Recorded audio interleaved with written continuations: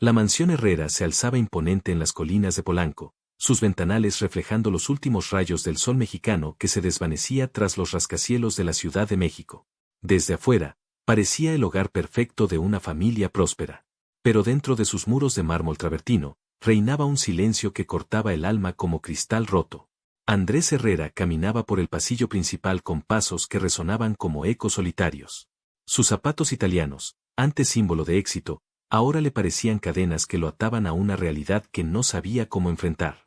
A los 42 años, había construido un imperio farmacéutico que lo convertía en uno de los hombres más ricos de México, pero toda su fortuna no podía comprar lo único que desesperadamente necesitaba: escuchar la voz de su hijo. Se detuvo frente a la puerta del cuarto de Mateo. La habitación que una vez vibró con risas infantiles y aventuras imaginarias, ahora permanecía en una quietud perturbadora. A través de la rendija bajo la puerta, podía ver la luz tenue de la lámpara nocturna con forma de dinosaurio que Camila había elegido meses atrás, cuando la vida aún tenía sentido. «Mateo», susurró Andrés, tocando suavemente la puerta. «¿Puedo pasar, hijo?» No hubo respuesta. Nunca la había. Giró el picaporte dorado y se asomó.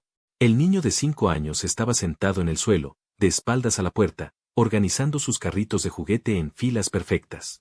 Sus pequeñas manos se movían con precisión mecánica, alineando cada vehículo según un orden que solo él entendía. Su cabello castaño, tan parecido al de Camila, caía sobre sus ojos, ocultando una mirada que había perdido toda chispa de curiosidad infantil. ¿Tienes hambre? La señora Carmen preparó tus quesadillas favoritas, intentó Andrés, acercándose lentamente. Mateo no levantó la vista. Sus dedos continuaron moviendo los carritos, creando patrones simétricos que destruía y reconstruía una y otra vez. Era como si viviera en una burbuja transparente e impenetrable, donde las voces del mundo exterior llegaban amortiguadas y sin significado. Andrés se sentó en el borde de la cama, observando a su hijo con una mezcla de amor desesperado y frustración contenida. 6 meses habían pasado desde aquel día que partió sus vidas en dos.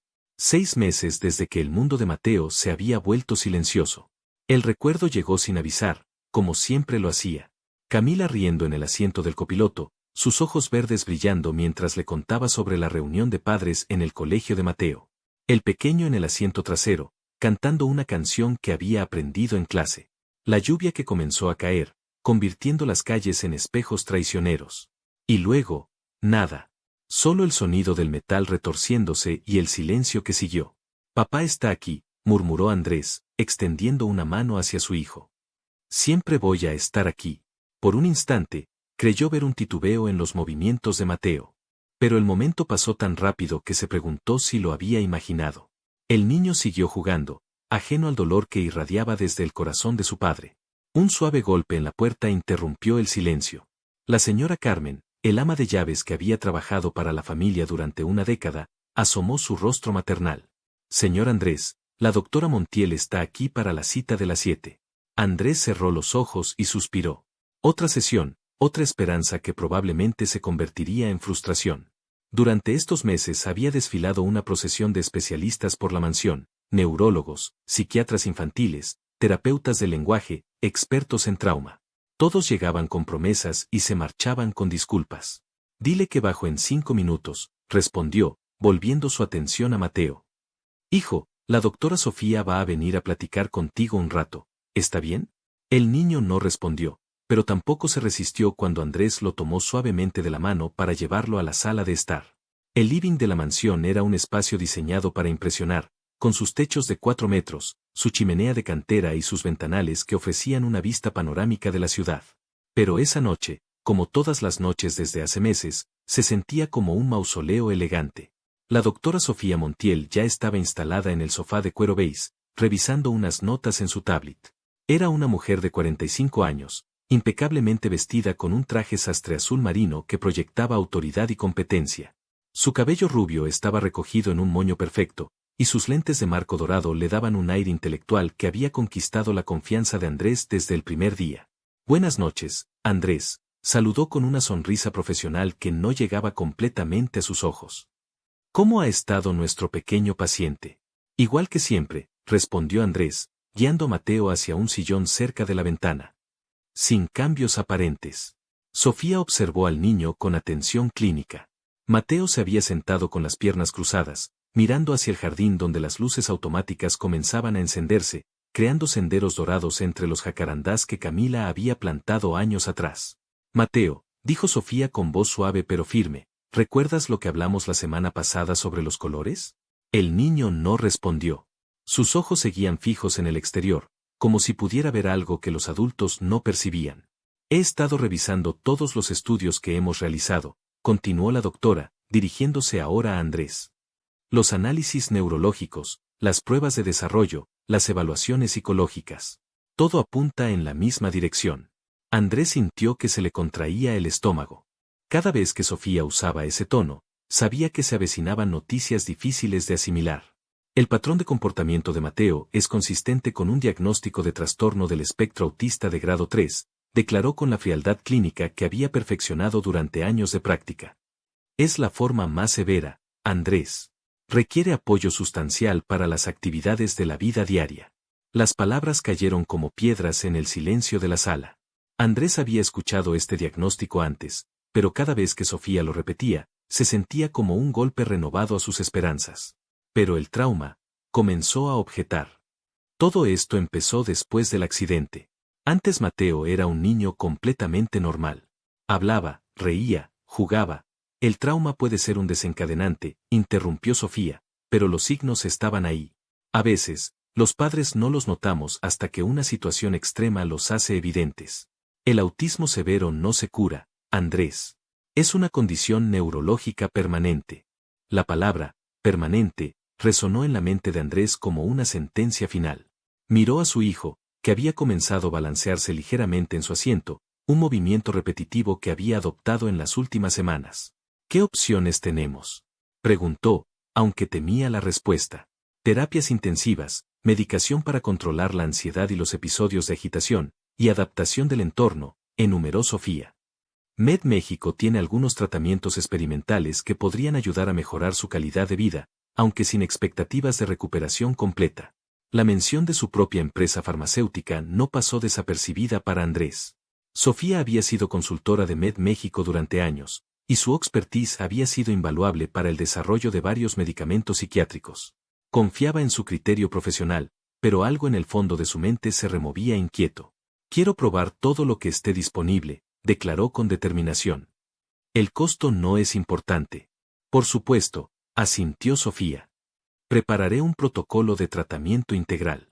Vamos a necesitar convertir una de las habitaciones en un espacio terapéutico adecuado, contratar especialistas de tiempo completo, y comenzar con la medicación lo antes posible. Mientras los adultos discutían su futuro, Mateo se levantó silenciosamente de su asiento y caminó hacia la ventana. Presionó su pequeña mano contra el cristal frío, y por un momento, su reflejo se superpuso con el del jardín exterior, creando una imagen fantasmal que partió el corazón de su padre. Mateo, llamó Andrés suavemente, ven acá, hijo. El niño no se movió. Su respiración empañaba el vidrio en pequeños círculos que aparecían y desaparecían como suspiros atrapados. La sesión continuó durante una hora más, con Sofía tomando notas detalladas y Andrés haciendo preguntas que no tenían respuestas consoladoras. Cuando la doctora finalmente se marchó, la mansión volvió a sumergirse en su silencio familiar. Andrés llevó a Mateo de vuelta a su habitación. Lo ayudó a ponerse el pijama de dinosaurios que tanto le gustaba antes, cuando las noches terminaban con cuentos y abrazos.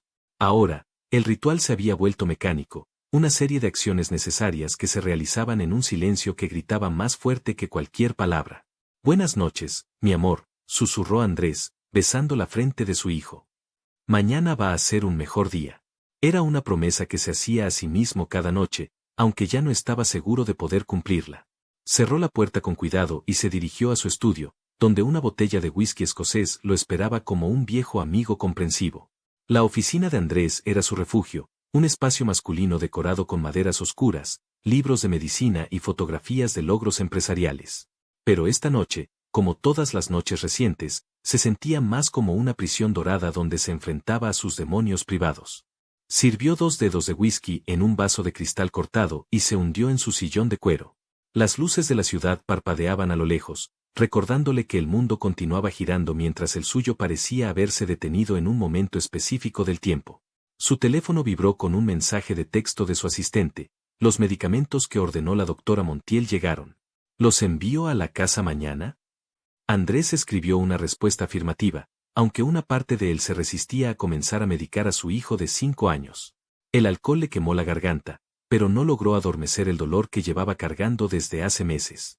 Cerró los ojos y permitió que los recuerdos de tiempos más felices lo invadieran, Mateo corriendo por los pasillos de la casa, gritando de alegría, Camila persiguiéndolo con una sonrisa que iluminaba toda la habitación, las cenas familiares llenas de conversación y risas.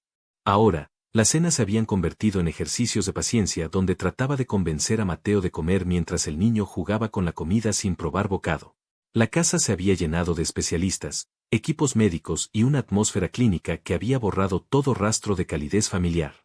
Un ruido sordo proveniente del piso superior interrumpió sus pensamientos.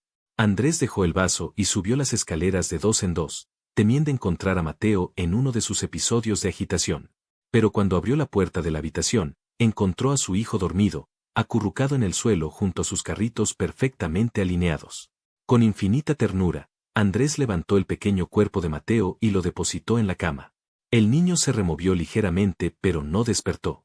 En el sueño, su rostro recuperaba algo de la paz que había perdido durante el día, y por un momento, Andrés pudo ver al hijo que había conocido antes de que el mundo se desmoronara. «Te voy a curar, hijo», susurró en la oscuridad. «No sé cómo, pero te voy a devolver tu voz. Te lo prometo». Era una promesa desesperada hecha en la soledad de una habitación infantil, donde los juguetes permanecían inmóviles como testigos silenciosos de una infancia interrumpida.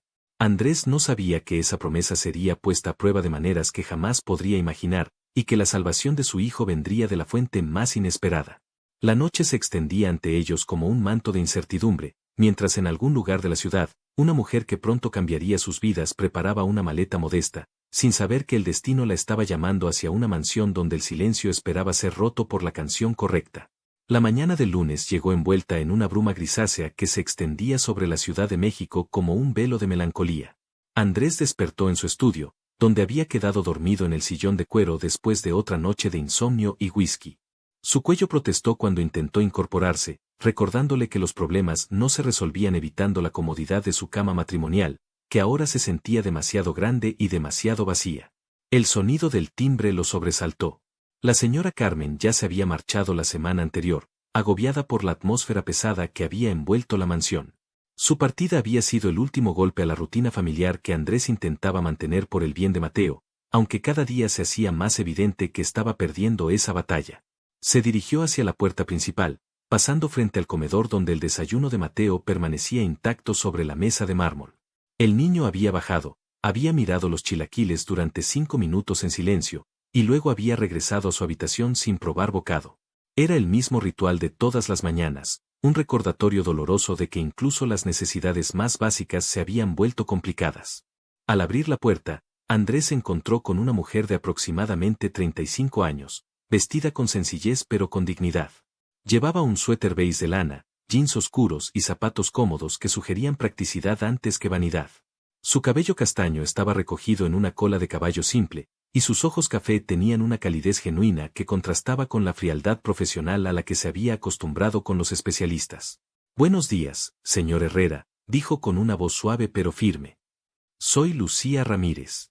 Vengo por el puesto de empleada doméstica que se publicó en el periódico». Andrés frunció el ceño. No recordaba haber autorizado ningún anuncio, pero su asistente había estado manejando muchos aspectos domésticos desde la partida de Carmen. Quizás había tomado la iniciativa de buscar reemplazo sin consultarlo. «Pase, por favor», dijo, haciéndose a un lado. «Aunque debo advertirle que esta casa atraviesa momentos difíciles». Lucía entró con pasos medidos, observando el interior de la mansión sin la expresión de asombro que Andrés esperaba. No era la primera vez que veía lujo, pero tampoco parecía intimidada por él. Sus ojos se movían con la evaluación práctica de alguien que sabía lo que significaba mantener un hogar en funcionamiento. «Entiendo», respondió simplemente. A veces, los momentos difíciles son cuando más se necesita que alguien se haga cargo de los detalles cotidianos. Había algo en su manera de hablar que sugería experiencia con crisis familiares. No era la falsa compasión de alguien que había aprendido frases de manual, sino la comprensión silenciosa de quien había caminado por terrenos similares. «¿Tiene referencias?», preguntó Andrés, conduciéndola hacia la sala de estar. Por supuesto, Lucía sacó una carpeta modesta de su bolso. Trabajé durante 8 años en el Hospital San Rafael como enfermera. Después, he trabajado como empleada doméstica en casas particulares durante los últimos 2 años. Andrés tomó los documentos con curiosidad. Una enfermera trabajando como empleada doméstica era inusual, pero no indagó más allá de lo necesario. En su estado mental actual, lo único que importaba era encontrar a alguien competente que pudiera mantener la casa funcionando mientras él navegaba por la tormenta médica que rodeaba a Mateo. La posición incluye alojamiento, explicó. Hay un apartamento en el ala de servicio. Las responsabilidades son generales: limpieza, preparación de comidas, mantenimiento básico. Debo advertirle que tengo un hijo de 5 años con necesidades especiales. Por primera vez, la expresión de Lucía se suavizó completamente. ¿Qué tipo de necesidades especiales? Autismo severo, respondió Andrés, repitiendo las palabras que había escuchado tantas veces de labios de la doctora Montiel. No habla desde hace 6 meses. Requiere paciencia y comprensión. Lucía asintió lentamente, como si estuviera procesando información crucial. Los niños con autismo pueden ser muy sensibles a cambios en su entorno, comentó. ¿Ha notado qué cosas lo tranquilizan o lo alteran? La pregunta tomó a Andrés por sorpresa. Durante meses, doctores y terapeutas habían hablado sobre Mateo como si fuera un conjunto de síntomas a tratar, pero pocas veces alguien había preguntado sobre él como un niño individual con preferencias y aversiones específicas. Le gustan los carritos, respondió lentamente. Los organiza en filas. Y solía gustarle la música. Su madre le cantaba todas las noches. La música puede ser muy terapéutica, murmuró Lucía. ¿Estaría bien si comenzara esta misma tarde? Puedo mudarme durante el fin de semana. La rapidez de la decisión sorprendió a Andrés, pero también lo alivió. Había algo tranquilizador en la eficiencia práctica de esta mujer, tan diferente del drama emocional que había dominado su vida recientemente. Perfecto, acordó. Le mostraré la casa y le explico la rutina. El recorrido por la mansión reveló el alcance del desafío que enfrentaba Lucía. Habitaciones inmaculadas pero carentes de vida, espacios diseñados para entretener que ahora permanecían en desuso, y por todas partes, la evidencia sutil de luto, fotografías de Camila que Andrés no podía soportar ver pero tampoco podía guardar, flores marchitas en jarrones que nadie se molestaba en cambiar, y una quietud que hacía eco en pasillos que una vez resonaron con vida familiar. ¿Dónde está Mateo ahora?, preguntó Lucía cuando terminaron el recorrido. En su habitación. Pasa la mayor parte del tiempo allí. ¿Podría conocerlo? Andrés vaciló. Los encuentros de Mateo con extraños generalmente resultaban en episodios de ansiedad que podían durar horas. Pero había algo en la calma de Lucía que le daba esperanza de que podría ser diferente. Podemos intentarlo, acordó. Pero si se agita, tendremos que salir inmediatamente. Subieron las escaleras hacia la habitación de Mateo. Andrés tocó suavemente la puerta antes de abrirla. El niño estaba en su lugar habitual en el suelo, rodeado de carritos organizados en patrones complejos que cambiaban constantemente pero mantenían siempre una simetría perfecta. Mateo, dijo Andrés suavemente, quiero presentarte a Lucía. Va a ayudarnos en la casa. El niño no levantó la vista, pero sus movimientos se volvieron ligeramente más tensos. Lucía observó la escena durante un momento, y luego hizo algo que sorprendió completamente a Andrés. Se sentó en el suelo a una distancia respetuosa de Mateo, sin intentar hablar o interactuar directamente. Se quedó allí, simplemente observando los patrones que el niño creaba, como si fuera la cosa más fascinante del mundo. Después de varios minutos, comenzó a tararear muy suavemente una melodía que Andrés no reconoció. Era una canción simple, probablemente una nana infantil, cantada en voz tan baja que apenas era audible. Para sorpresa de Andrés, Mateo no se retiró. De hecho, pareció relajarse ligeramente, aunque continuó concentrado en sus juguetes. La presencia de Lucía no lo alteró, lo cual ya era más de lo que se podía decir de la mayoría de las personas que intentaban acercarse. Después de 15 minutos, Lucía se levantó silenciosamente y salió de la habitación seguida por Andrés. Es un niño hermoso, comentó una vez que estuvieron en el pasillo. Se nota que es muy inteligente. ¿Cómo puedes saberlo? Los patrones que crea son complejos y matemáticamente precisos. Eso requiere un tipo específico de inteligencia espacial. Y la manera en que respondió a la música, hay algo allí. Andrés sintió una pequeña chispa de esperanza encenderse en su pecho. Durante meses, había escuchado solo hablar de limitaciones y problemas. Escuchar a alguien reconocer las fortalezas de Mateo se sentía como encontrar agua en el desierto. Esa tarde, Lucía se instaló en el apartamento de servicio con una maleta modesta y pocas pertenencias. No hizo preguntas sobre la ausencia de una señora de la casa, no comentó sobre la atmósfera de melancolía que impregnaba cada rincón, y no ofreció palabras de consuelo vacías. Simplemente comenzó a trabajar. Su primer acto fue preparar la cena. Nada elaborado, solo una sopa de verduras casera que llenó la cocina con aromas que la casa había olvidado. Cuando llamó a Andrés y Mateo para cenar, el niño bajó las escaleras por primera vez en semanas sin necesidad de ser cargado. No comió mucho, pero se sentó a la mesa durante toda la cena, algo que no había hecho desde el accidente. Lucía no intentó forzar conversación ni hacer que Mateo participara. Simplemente sirvió la comida, comió en silencio, y de vez en cuando tarareaba fragmentos de la misma melodía que había cantado en la habitación. Después de la cena, mientras Andrés llevaba a Mateo a su cuarto, escuchó a Lucía limpiando la cocina. Pero no era solo el sonido de platos y cubiertos, estaba cantando suavemente, canciones tradicionales mexicanas que su propia madre solía cantarle cuando era niño. Había algo profundamente reconfortante en esos sonidos domésticos que la casa había extrañado sin darse cuenta. Durante los siguientes días, Lucía estableció rutinas silenciosas pero efectivas. Por las mañanas, preparaba desayunos simples y nutritivos, dejándolos en la mesa sin presionar a nadie para que comiera. Limpiaba la casa con una eficiencia discreta, restaurando el orden sin eliminar la personalidad de cada espacio. Y siempre, había música suave flotando desde cualquier habitación donde estuviera trabajando. Al principio, Mateo la ignoraba completamente. Pero Andrés comenzó a notar pequeños cambios. El niño empezó a aparecer en la cocina durante las horas en que Lucía cocinaba, manteniéndose distancia pero claramente atraído por los sonidos y aromas familiares. Una vez, Andrés le encontró parado en la entrada de la sala de estar, observando a Lucía mientras doblaba ropa limpia y cantaba una canción de cuna. ¿Cómo lo hace?, le preguntó Andrés una tarde, después de notar que Mateo había comido la mitad de su almuerzo sin necesidad de persuasión. Lucía estaba planchando camisas en la cocina, transformando la tarea doméstica en algo parecido a una danza suave. No hago nada especial, respondió. Solo trato de crear un ambiente donde se sienta seguro de ser el mismo.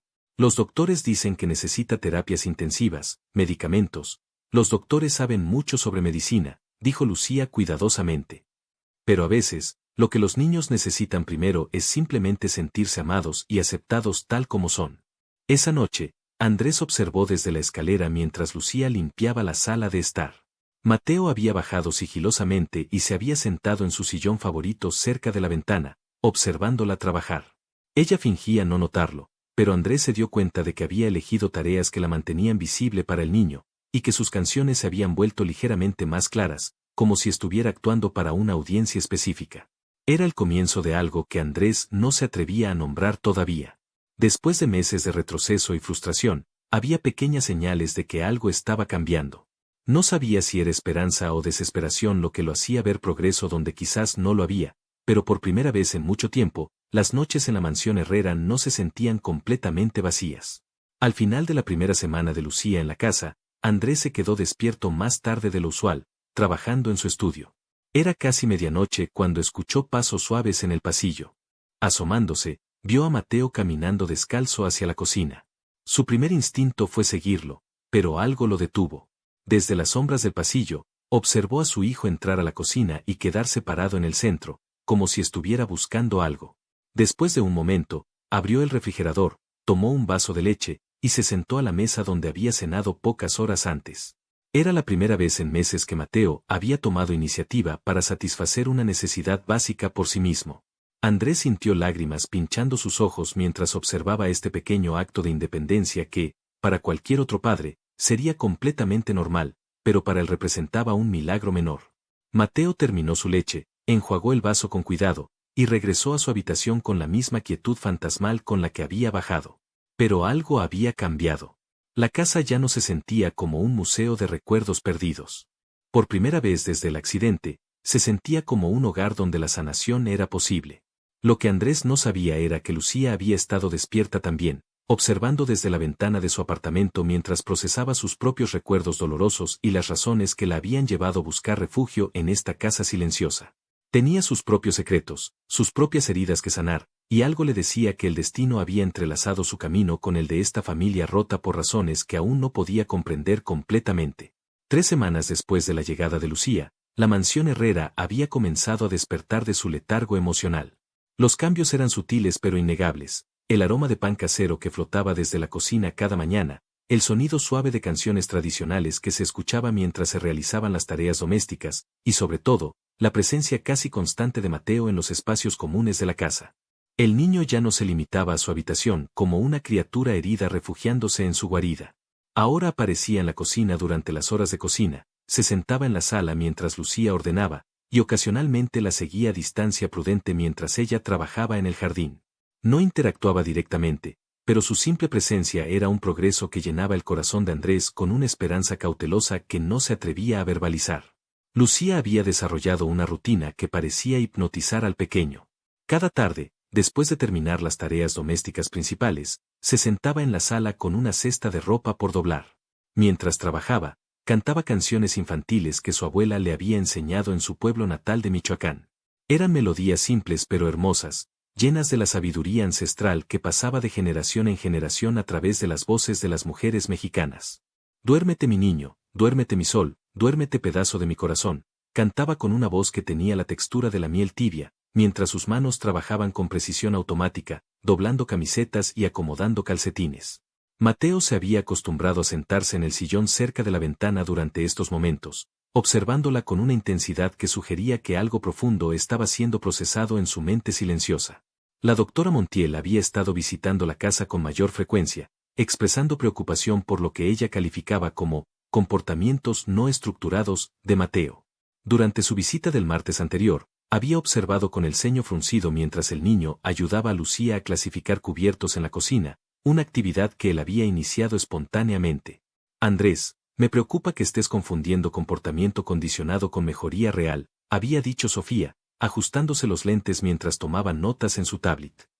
Los niños con autismo severo pueden desarrollar rutinas de seguimiento, pero eso no significa que su condición neurológica esté mejorando.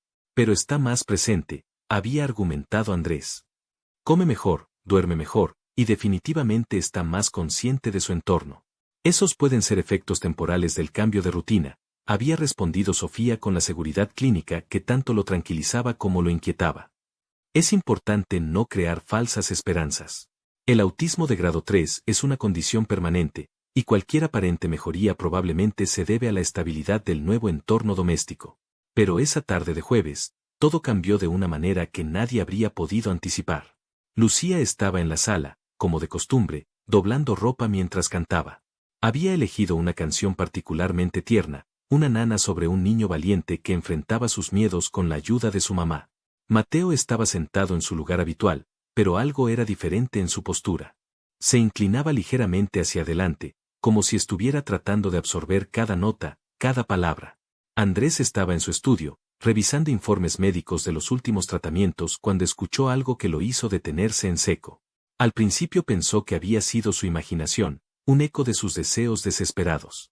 Pero luego lo escuchó claramente, una voz pequeña, susurrante, pero inequívocamente real. Se levantó de su escritorio y caminó silenciosamente hacia la sala. Lo que vio desde el umbral de la puerta lo dejó sin aliento. Mateo estaba de pie frente a Lucía, sosteniendo un estetoscopio de juguete que había sacado de su habitación. Lucía estaba sentada en el suelo, fingiendo estar enferma, con una mano dramáticamente colocada sobre su frente. Doctor Mateo, decía Lucía con voz débil, me siento muy mal. ¿Puedes ayudarme?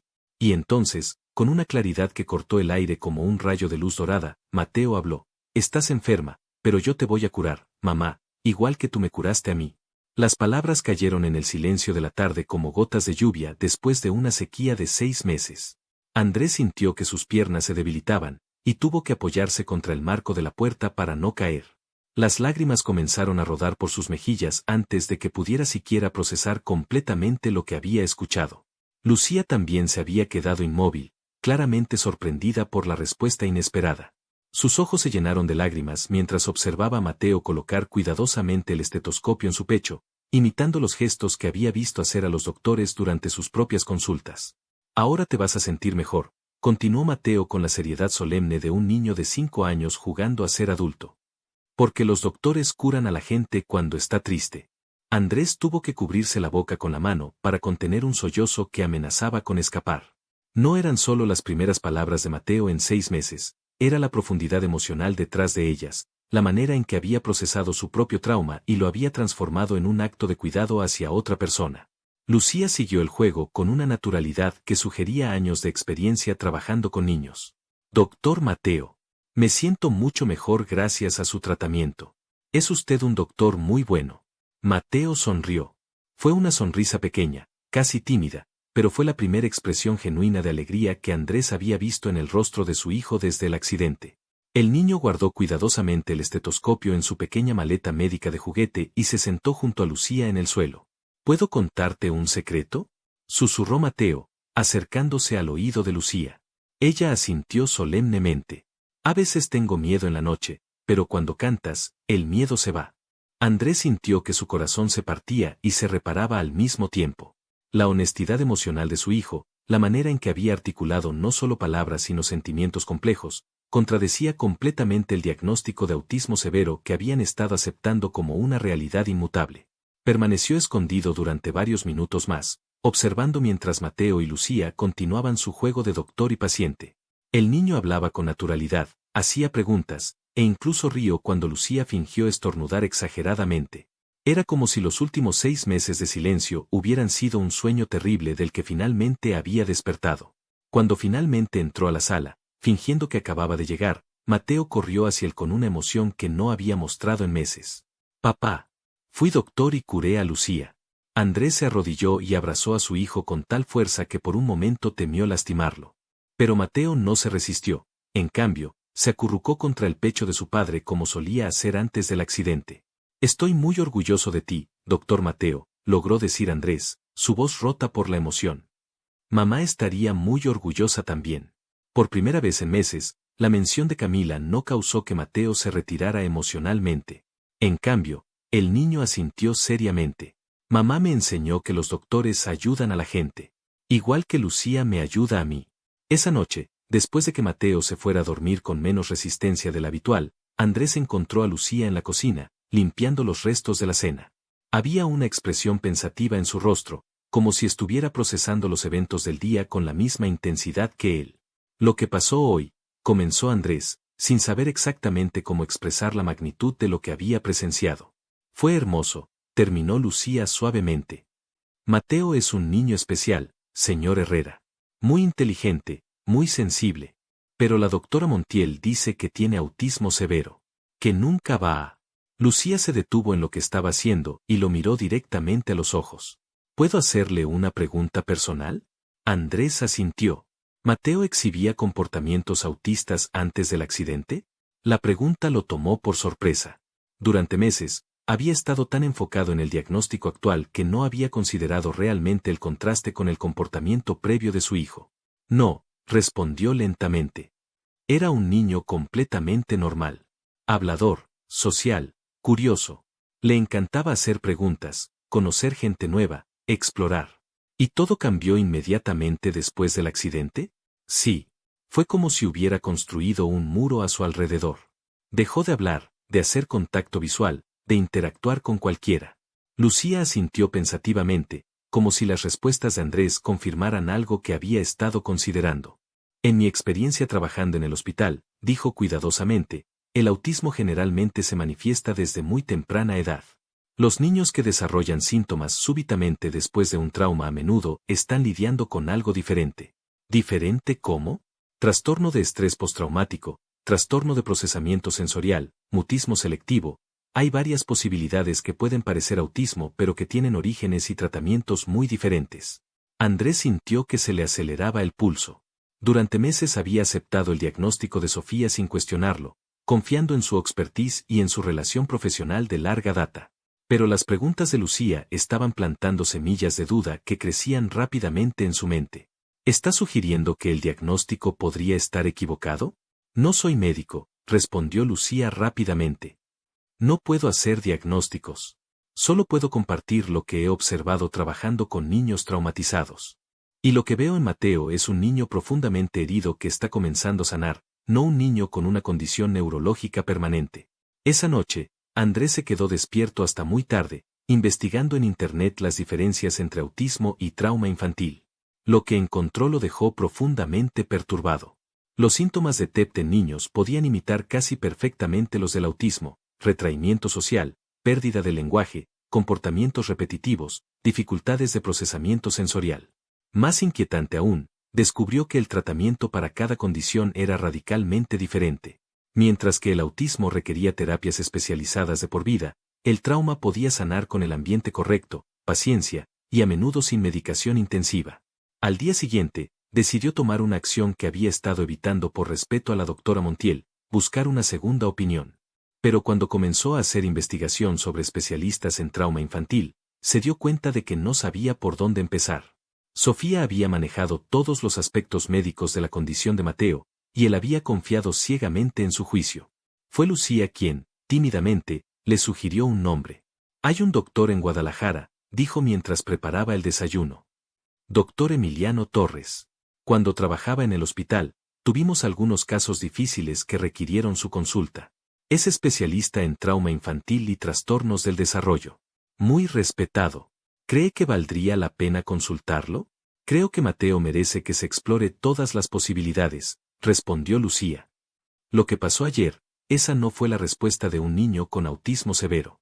Fue la respuesta de un niño muy inteligente que está comenzando a procesar su dolor de manera saludable. Andrés tomó la decisión esa misma mañana. Llamaría al doctor Torres y programaría una cita. No como una traición a la doctora Montiel, sino como un padre haciendo todo lo posible por su hijo. Lo que no sabía era que esa llamada telefónica pondría en movimiento una cadena de eventos que revelaría verdades que cambiarían no solo el futuro de Mateo, sino que expondrían secretos que habían estado ocultos bajo una fachada de profesionalismo médico. Y que Lucía, la mujer que había llegado a su casa como empleada doméstica, tenía razones muy personales para sospechar que algo no estaba bien con el diagnóstico de su hijo. La sanación de Mateo había comenzado, pero las fuerzas que se oponían a esa sanación eran más poderosas y más siniestras de lo que Andrés podría haber imaginado. La batalla por el futuro de su hijo apenas estaba comenzando. La cita con el doctor Emiliano Torres estaba programada para el viernes siguiente en su clínica de Guadalajara.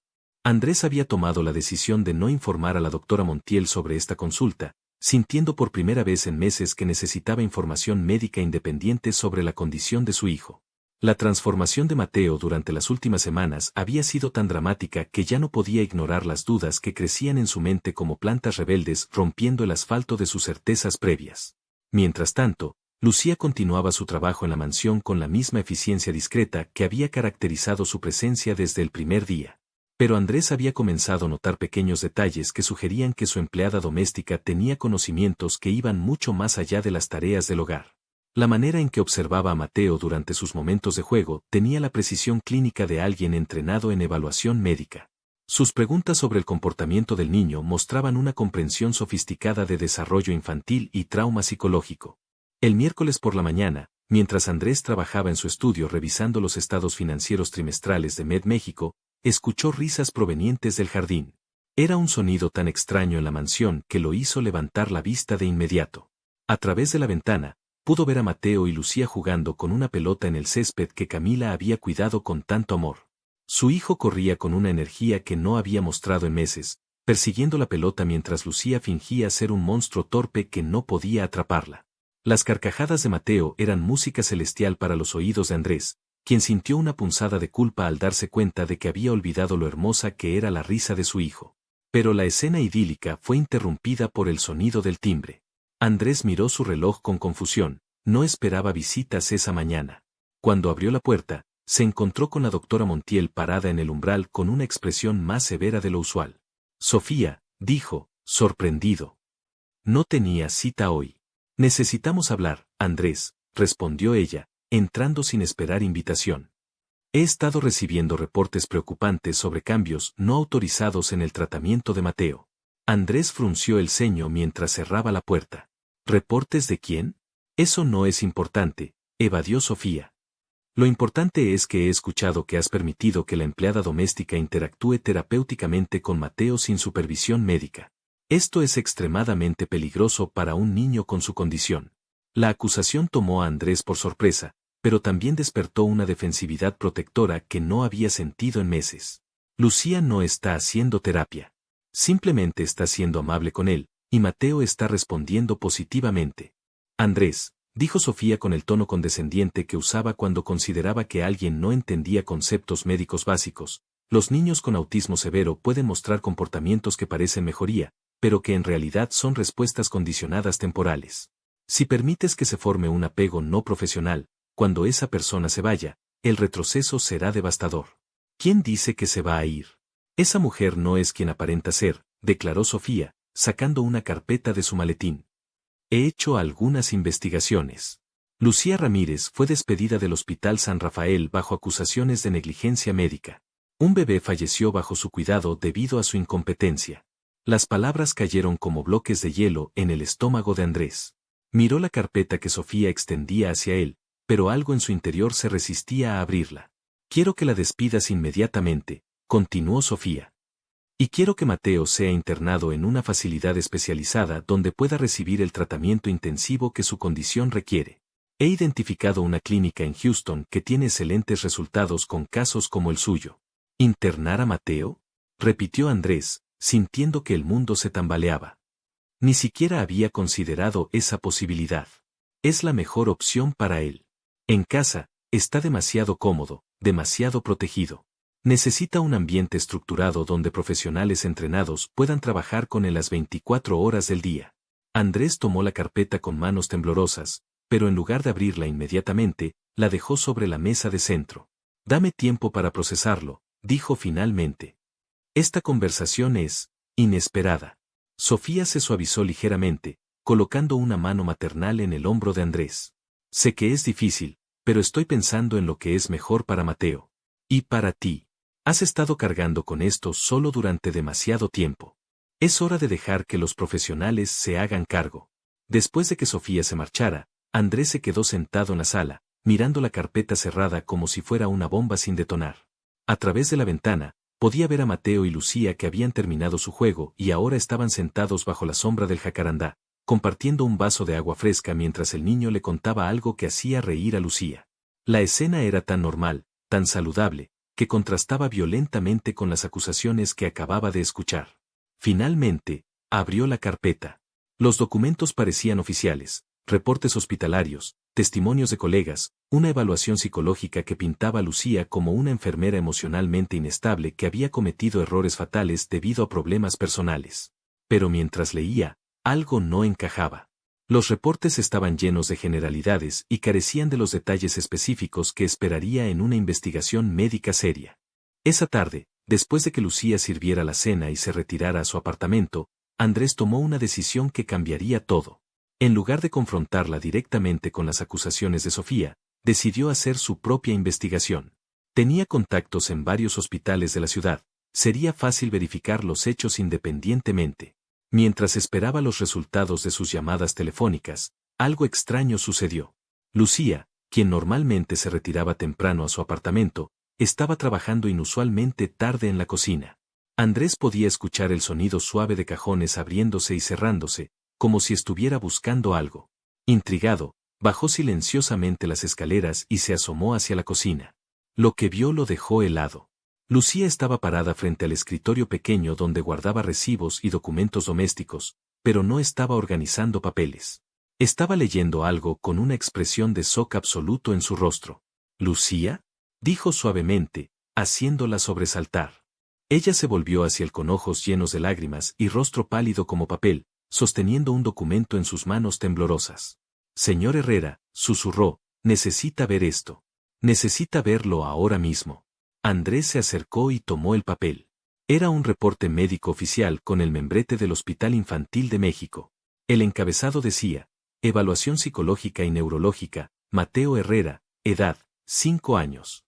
La fecha era de 3 meses atrás, y estaba firmado por el doctor Emiliano Torres.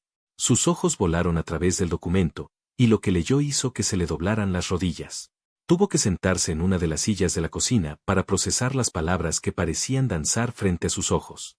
Después de una evaluación exhaustiva, puedo confirmar que el paciente Mateo Herrera no presenta síntomas de trastorno del espectro autista. Su comportamiento actual es consistente con trastorno de estrés postraumático agudo y trastorno de procesamiento sensorial secundario a trauma emocional severo. Con el tratamiento adecuado y un ambiente de apoyo, espero una recuperación completa en un periodo de 6 a 12 meses. Recomiendo terapia de juego, música terapia, y un enfoque centrado en restaurar la seguridad emocional del menor. Al final del reporte, había una nota. Este informe fue enviado a la doctora Sofía Montiel para su revisión y implementación del plan de tratamiento recomendado. Andrés leyó el documento 3 veces antes de que su cerebro pudiera procesar completamente su significado. Durante meses, había estado medicando a su hijo para una condición que no tenía. Durante meses, había aceptado un diagnóstico que no solo era incorrecto, sino que había sido deliberadamente ocultado por la médica en quien más confiaba. ¿Dónde encontraste esto?, preguntó con voz ronca. Estaba archivado incorrectamente con los recibos de servicios públicos, respondió Lucía, sus propias lágrimas ahora fluyendo libremente. Creo que se perdió entre los papeles cuando lo trajeron a la casa. Andrés sintió que una furia fría comenzaba a crecer en su pecho, reemplazando el shock inicial. Ella lo sabía, murmuró. Sofía sabía la verdad y me mintió durante meses. Hay más, dijo Lucía suavemente, señalando un segundo documento que había estado oculto detrás del primero. Era una factura de Med México dirigida a la doctora Montiel por servicios de consultoría especializada, por una suma que hizo que Andrés se quedara sin aliento. $50,000 mensuales durante los últimos 6 meses, pagados por la prescripción y supervisión de medicamentos experimentales en casos especiales de autismo severo. La verdad lo golpeó como un tsunami emocional. Sofía no solo había ocultado el diagnóstico correcto de Mateo, había estado usando a su hijo como conejillo de indias para medicamentos experimentales, recibiendo enormes sumas de dinero de su propia empresa farmacéutica por mantener el engaño. Por eso mejoró tan rápido cuando dejamos los medicamentos, susurró Andrés, las piezas del rompecabezas finalmente encajando. No tenía autismo. Solo estaba traumatizado, y las drogas estaban empeorando su condición. Lucía asintió, limpiándose las lágrimas con el dorso de la mano. Señor Herrera, hay algo más que necesita saber. Algo sobre mí. Andrés la miró, preparándose para otra revelación que podría destruir las pocas certezas que le quedaban. Mi nombre completo es Lucía Ramírez Vázquez. Trabajé en el Hospital San Rafael hasta hace 2 años. Y la doctora que destruyó mi carrera con acusaciones falsas de negligencia médica fue Sofía Montiel. El aire en la cocina se volvió espeso como miel. Andrés sintió que estaba observando el desarrollo de una conspiración que era mucho más grande y más siniestra de lo que había imaginado. El bebé que supuestamente falleció por mi negligencia, continuó Lucía con voz quebrada, tenía una condición cardíaca congénita rara que no fue diagnosticada por el equipo médico principal. La autopsia lo confirmó, pero la doctora Montiel se aseguró de que ese reporte nunca llegara al expediente oficial. Me culparon por la muerte para proteger la reputación del hospital y de los médicos involucrados. ¿Por qué?, preguntó Andrés, aunque comenzaba a sospechar la respuesta. Porque yo había cuestionado varios de sus diagnósticos. Había visto demasiados casos donde niños con trauma eran diagnosticados incorrectamente con autismo o trastornos del desarrollo. Cuando intenté hablar con la administración del hospital, me convertí en un problema que necesitaba ser eliminado. Andrés se levantó y comenzó a caminar en círculos por la cocina, su mente trabajando furiosamente para procesar todas las implicaciones de lo que había descubierto. Entonces viniste aquí. Vine aquí porque sabía que algo estaba mal con el diagnóstico de Mateo. Cuando vi el anuncio de empleada doméstica para la familia Herrera, y supe que su hijo estaba siendo tratado por la doctora Montiel, tuve que venir. Tenía que ver si estaba haciendo lo mismo que me había hecho a mí. ¿Y tu hija?, preguntó Andrés, recordando vagamente que Lucía había mencionado una hija en una conversación anterior. Valentina está con mi hermana en Michoacán, respondió Lucía con dolor evidente. Perdí la custodia después de las acusaciones. No he podido verla en 2 años. La magnitud de la traición comenzó a cristalizarse en la mente de Andrés. Sofía Montiel no era solo una médica corrupta, era el centro de una red de engaño que había destruido familias, manipulado diagnósticos, y usado niños vulnerables para beneficio económico. Esa noche, Andrés no durmió. Se quedó despierto hasta el amanecer, haciendo llamadas telefónicas, enviando emails, y construyendo un caso que expondría la verdad sobre lo que había sido hecho a su hijo. Contactó al doctor Emiliano Torres, quien confirmó que había enviado el reporte directamente a Sofía 3 meses atrás y nunca había recibido respuesta. También contactó a un abogado especialista en mala práctica médica, a investigadores privados y a periodistas de investigación. Si Sofía Montiel pensaba que podía destruir la vida de su hijo y salirse con la suya, estaba muy equivocada. Pero lo que Andrés no sabía era que Sofía ya había comenzado a moverse para protegerse. Esa misma noche, había hecho varias llamadas propias, activando una red de contactos profesionales y políticos que había cultivado durante años. La batalla por la verdad sobre Mateo estaba a punto de convertirse en una guerra que determinaría no solo el futuro del niño, sino el destino de todos los involucrados. La revelación había llegado, pero las consecuencias apenas estaban comenzando. El amanecer del viernes llegó teñido de una determinación férrea que Andrés no había sentido en meses. Había pasado la noche documentando cada detalle de la conspiración que había descubierto, organizando evidencias y preparándose para una confrontación que sabía sería definitiva. Los documentos estaban esparcidos por su escritorio como piezas de un rompecabezas siniestro que finalmente mostraba su imagen completa, la corrupción sistemática que había convertido a su hijo en víctima de un esquema médico fraudulento. Lucía había preparado el desayuno en silencio, ambos conscientes de que este día marcaría un antes y un después en sus vidas. Mateo, ajeno a la tormenta que se avecinaba, jugaba tranquilamente en la sala, construyendo torres con bloques mientras tarareaba una de las canciones que Lucía le había enseñado. Su mejoría continua era la evidencia más poderosa de que el diagnóstico de autismo severo había sido una mentira desde el principio. A las 9 de la mañana, Andrés recibió una llamada que lo llenó de una furia helada. Era su asistente personal, informándole que la doctora Montiel había programado una conferencia de prensa para esa tarde, donde anunciaría desarrollos preocupantes en el caso del menor Mateo Herrera que requieren intervención inmediata de las autoridades de protección infantil. ¿Autoridades de protección infantil?, repitió Andrés, sintiendo que la sangre se le congelaba en las venas. Sí, señor. Aparentemente ha presentado un reporte alegando que usted está poniendo en peligro la salud de su hijo al permitir que una persona no calificada administre tratamientos no autorizados. Andrés comprendió inmediatamente la estrategia de Sofía. Antes de que él pudiera exponer su corrupción, ella estaba intentando retomar el control de la narrativa, pintándolo como un padre irresponsable y a Lucía como una impostora peligrosa. Era un movimiento desesperado pero potencialmente efectivo. Cancela todas mis citas de hoy, instruyó. Y contacta inmediatamente al abogado Ramón Castillo. Dile que es una emergencia. Después de colgar, encontró a Lucía en la cocina, su rostro pálido de preocupación. Escuché la conversación, dijo suavemente. Va a intentar separarme de Mateo antes de que podamos exponer la verdad. No voy a permitir que eso suceda, declaró Andrés con una determinación que sorprendió incluso a sí mismo. Pero necesitamos movernos rápido. ¿Estás dispuesta a testificar públicamente sobre lo que sabes de Sofía Montiel? Lucía asintió sin vacilar. He estado esperando 2 años por la oportunidad de limpiar mi nombre y exponer lo que ella ha estado haciendo. Pero señor Herrera, debe saber que esto va a ponerse muy feo. Sofía tiene conexiones poderosas en el sistema médico y político. También las tengo yo, respondió Andrés. Y tengo algo que ella no tiene, la verdad. 1 hora después, la mansión Herrera se había convertido en el centro de operaciones de una campaña de guerra. Ramón Castillo, uno de los abogados más respetados de México en casos de mala práctica médica, había llegado con un equipo de investigadores legales. Elena Vázquez, una periodista de investigación del periódico Reforma conocida por sus exposés sobre corrupción médica, estaba instalada en la sala con grabadoras y cámaras. Pero el refuerzo más importante llegó en forma de una llamada telefónica del doctor Emiliano Torres desde Guadalajara. Señor Herrera, dijo la voz del especialista a través del altavoz, he estado revisando mis archivos después de nuestra conversación de anoche. Tengo casos documentados de por lo menos 12 niños que fueron mal diagnosticados por la doctora Montiel durante los últimos 3 años. Todos recibieron diagnósticos de autismo severo cuando en realidad sufrían de trauma o trastornos de procesamiento sensorial. Elena Vázquez se inclinó hacia adelante, sus ojos brillando con la intensidad de un cazador que ha encontrado la presa perfecta. ¿Estaría dispuesto a testificar públicamente sobre esto, doctor? Más que dispuesto, respondió Torres firmemente. He estado recopilando evidencia durante meses, esperando el momento adecuado para actuar. Creo que ese momento ha llegado.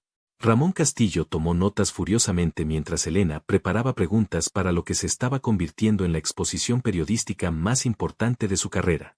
Pero en medio de toda la actividad, Andrés se dio cuenta de que había un elemento que podría complicar todo, ¿Cómo reaccionaría Mateo a ver su casa llena de extraños discutiendo intensamente sobre su condición médica?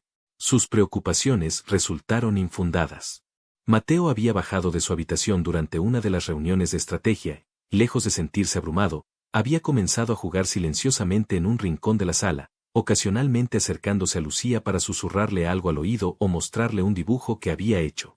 Elena Vázquez observó las interacciones entre Lucía y Mateo con fascinación profesional. Es increíble ver lo natural que es su conexión, comentó durante un receso. Este niño claramente no tiene autismo severo.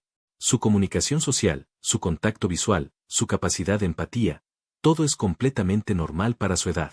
A las 2 de la tarde, recibieron noticias que cambiaron completamente la dinámica de la situación.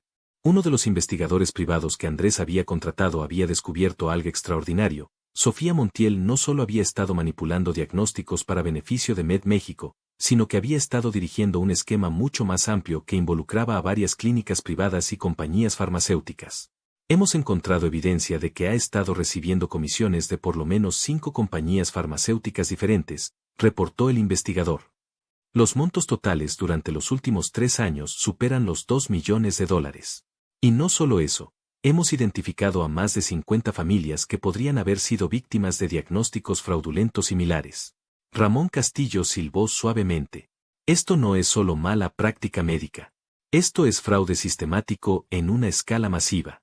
Pero antes de que pudieran celebrar el descubrimiento, llegó una noticia que los hizo enfrentarse a la realidad de que estaban luchando contra un adversario que no se rendiría fácilmente. La asistente de Andrés llamó con voz tensa. Señor Herrera, acaban de llegar representantes del DIF con una orden judicial temporal. Están exigiendo hablar con Mateo y evaluar las condiciones de su cuidado. El corazón de Andrés se hundió. El DIF, el Sistema Nacional para el Desarrollo Integral de la Familia, tenía autoridad legal para remover niños de hogares que consideraran inseguros. Sofía había logrado activar el sistema de protección infantil antes de que ellos pudieran presentar su evidencia. ¿Cuánto tiempo tenemos?, preguntó Ramón. Ya están en la puerta. Elena Vázquez se puso de pie inmediatamente. Necesitamos acelerar todo.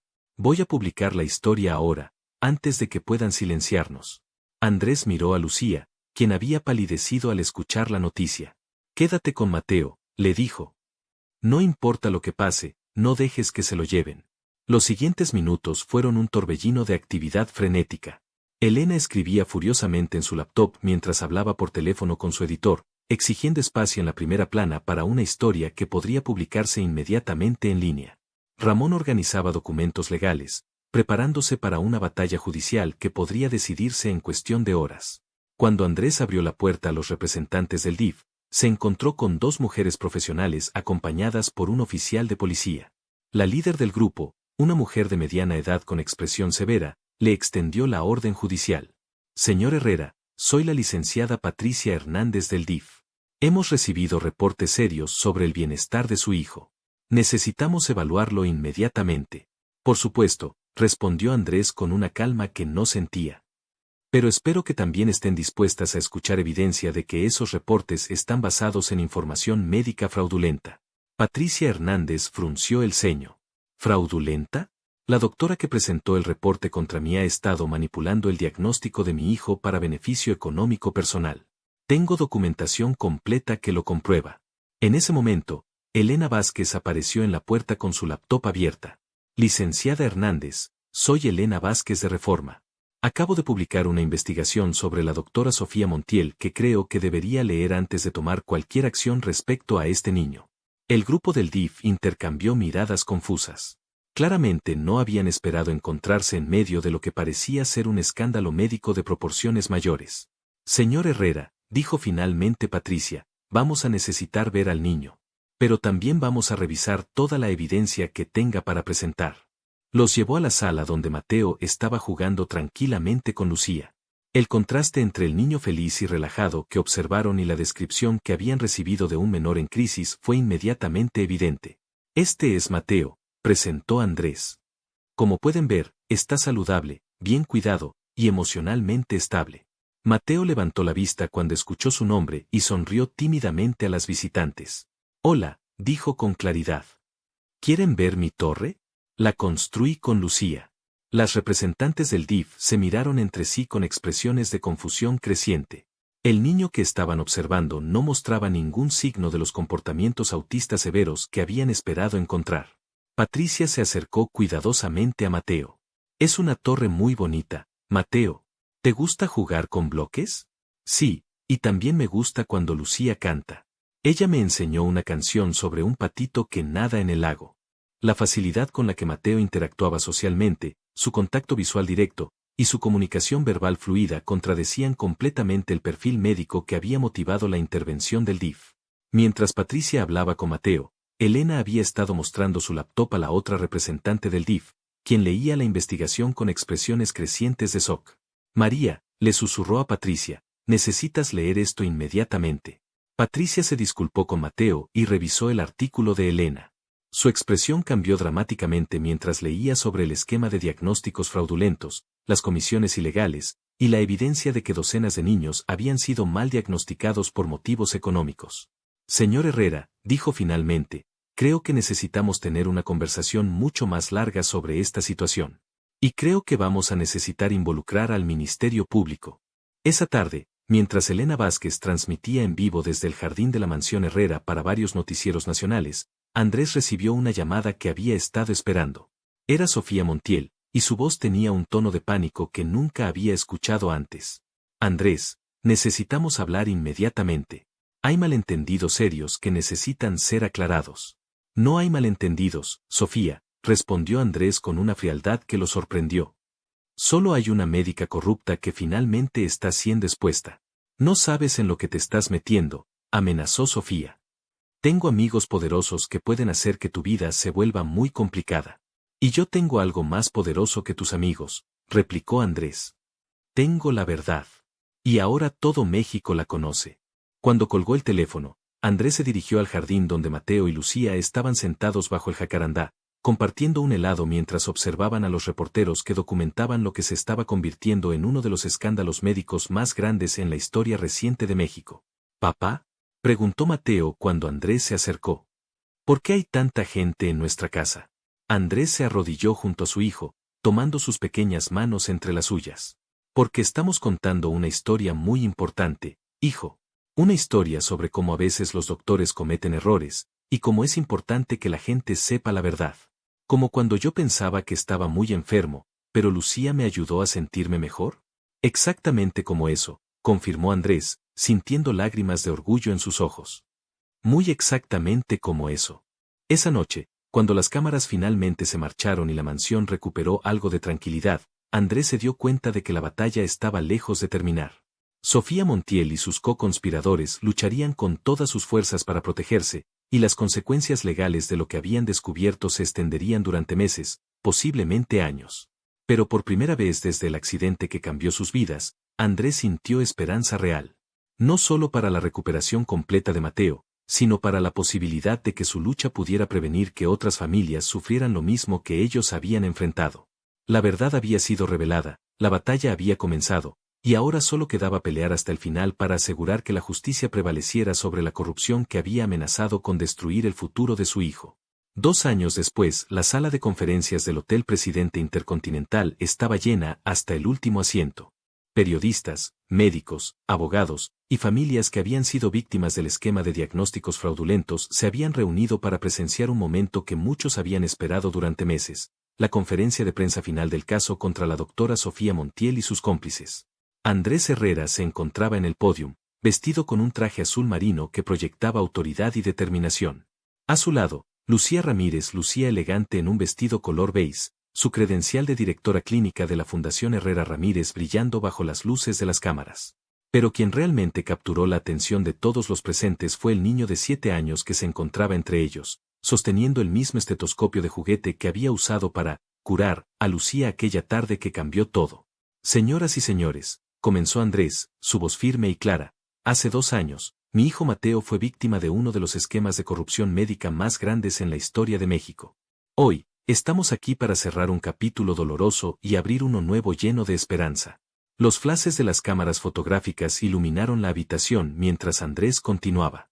Esta mañana, la doctora Sofía Montiel fue sentenciada a 8 años de prisión por fraude médico, extorsión, y poner en peligro el bienestar de menores.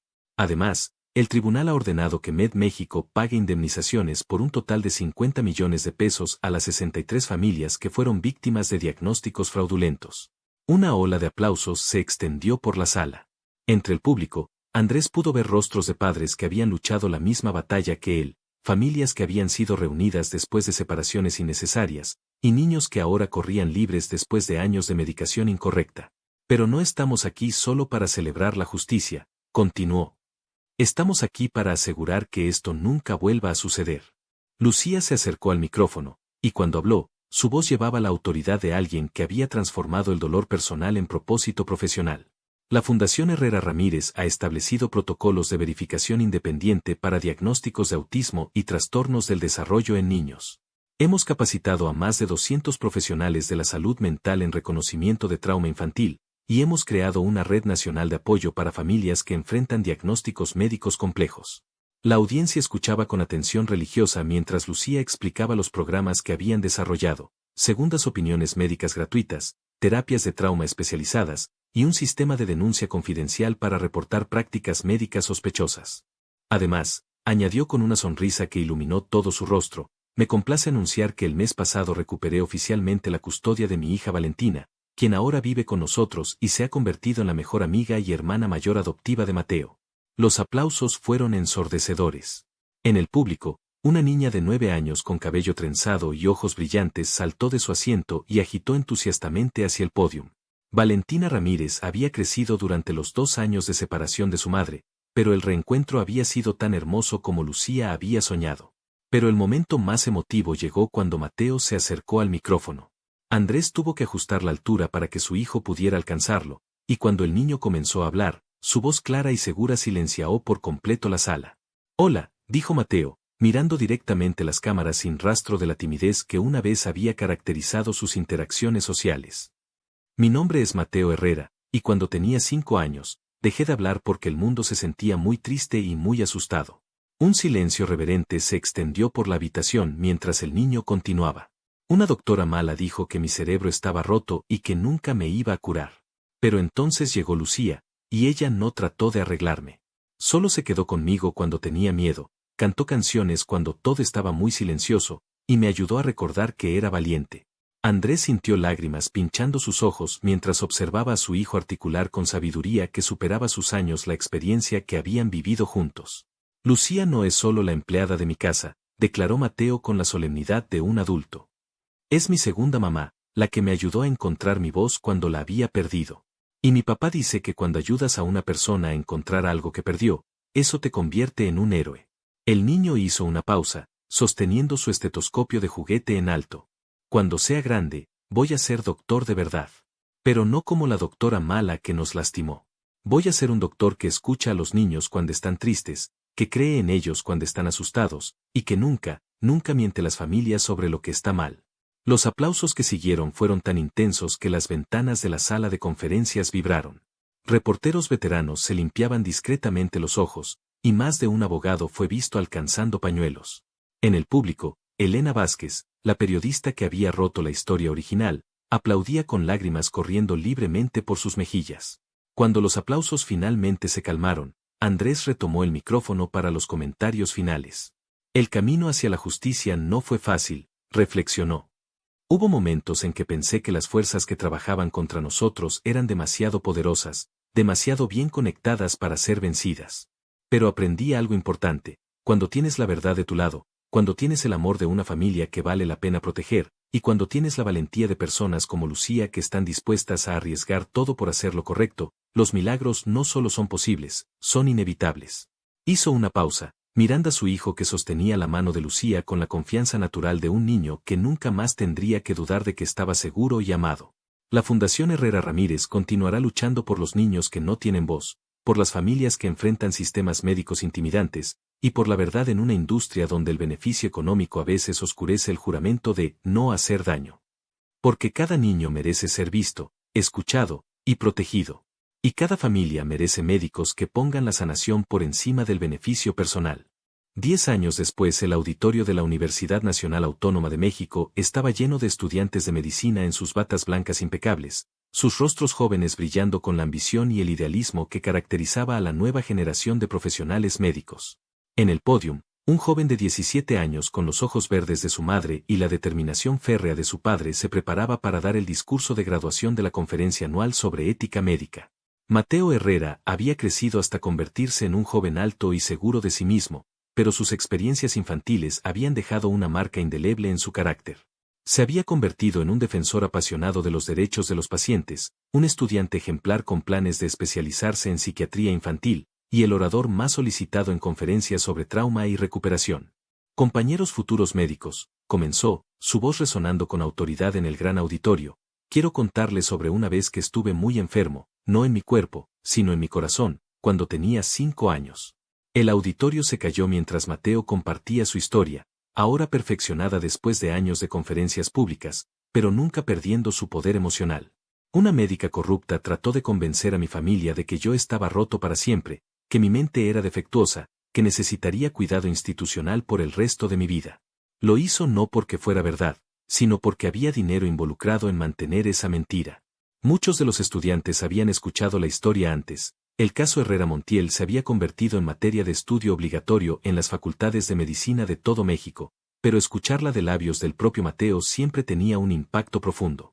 Pero también quiero contarles sobre una mujer llamada Lucía, quien no tenía título médico que la autorizara a sanarme, pero tenía algo más poderoso: compasión genuina, paciencia infinita, y la sabiduría de entender que a veces la medicina más efectiva no viene en una botella, sino en una canción de cuna cantada en el momento exacto en que un niño asustado más la necesita.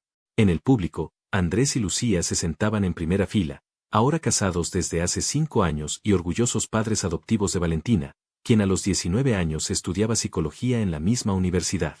La familia que había sido destrozada por la tragedia y reparada por el amor se había expandido de maneras que ninguno de ellos habría podido imaginar durante aquellos días oscuros. Hoy, la Fundación Herrera Ramírez ha ayudado a más de 2.000 familias a obtener diagnósticos correctos para sus hijos, continuó Mateo. Hemos establecido protocolos de verificación médica independiente en 12 países de América Latina. Y lo más importante, hemos demostrado que cuando los profesionales médicos trabajamos con integridad, honestidad y verdadera compasión, podemos crear milagros reales en las vidas de las personas que confían en nosotros. Terminó su discurso con las palabras que se habían convertido en el lema de la fundación: recuerden siempre, ustedes tendrán el poder de cambiar vidas, de sanar heridas que van más allá del cuerpo físico, y de proteger a los más vulnerables en nuestra sociedad. Usen ese poder sabiamente, úsenlo con humildad, y nunca, jamás, lo usen para beneficio personal a expensas de aquellos que han puesto su confianza en ustedes. Los aplausos fueron inmediatos y sostenidos. Mateo bajó del podio y caminó directamente hacia su familia, abrazando primero a Lucía, quien ahora tenía canas plateadas en su cabello pero mantenía la misma sonrisa cálida que había conquistado su corazón infantil, y luego a Andrés, quien había envejecido con dignidad y cuya empresa farmacéutica ahora se había convertido en líder mundial en investigación ética de medicamentos pediátricos. Esa noche, en la misma mansión donde una vez había reinado el silencio, la familia Herrera Ramírez celebró con una cena llena de conversación animada, risas, y la música que siempre había sido el hilo conductor de su sanación. Valentina tocaba guitarra mientras Mateo cantaba, Lucía preparaba postres caseros, y Andrés capturaba momentos en fotografías que se unirían a las miles que documentaban una vida familiar que había florecido después de casi perderse para siempre. Antes de irse a dormir, Mateo encontró a Lucía en la cocina, limpiando los últimos platos de la celebración. Lucía, dijo, usando el nombre que nunca había cambiado a pesar de que legalmente se había convertido en su madre adoptiva, ¿alguna vez te arrepientes de haber venido a trabajar aquí aquella primera vez? Ella sonrió, secándose las manos con el delantal que todavía usaba cuando cocinaba para la familia. Mateo, mi niño, respondió con la misma ternura que había usado cuando él tenía 5 años, llegar a esta casa no fue trabajo. Fue el destino llevándome exactamente donde necesitaba estar para encontrar no solo un propósito, sino una familia que me aceptó cuando pensé que no había esperanza para mí. ¿Y sabes lo que es lo más increíble?, agregó Mateo, ahora más alto que la mujer que le había devuelto la voz. ¿Qué, mi amor? Que todo empezó con una canción. Solo una canción simple que cantaste mientras doblabas ropa. Y esa canción se convirtió en toda una sinfonía de familia, de amor, y de segunda oportunidades. Lucía lo abrazó, Y por un momento, ambos pudieron sentir la presencia fantasmal pero bendita de Camila, la primera madre de Mateo, quien seguramente estaría orgullosa de la mujer extraordinaria en que su hijo se había convertido y de la familia expandida que había encontrado el amor después de la pérdida. La historia de los Herrera Ramírez se había convertido en leyenda en México, un testimonio del poder de la verdad sobre la corrupción, del amor sobre el miedo, y de la esperanza sobre la desesperación. Pero para ellos, no era una leyenda, era simplemente la vida que habían construido juntos, nota por nota, día por día, canción por canción. Fin de historia ________________________ ¿Te has sentido tan conmovido por esta historia como nosotros al contarla? La transformación de Mateo de un niño silenciado por el trauma a un joven valiente que usa su voz para proteger a otros es un recordatorio poderoso de que los finales más hermosos a menudo nacen de los comienzos más dolorosos. Si esta historia tocó tu corazón, no te quedes en silencio como Mateo al principio. Dale me gusta a este video para que sepamos que historias como estas son las que quieres escuchar. Compártela con alguien que necesite recordar que los milagros son posibles, especialmente en los momentos más oscuros. Y por favor, déjanos un comentario contándonos, ¿conoces alguna historia real de superación familiar que te haya inspirado? ¿Qué fue lo que más te impactó de la transformación de esta familia? Tus comentarios no solo nos ayudan a crear mejor contenido, sino que crean una comunidad donde las historias de esperanza se multiplican y llegan a quienes más las necesitan.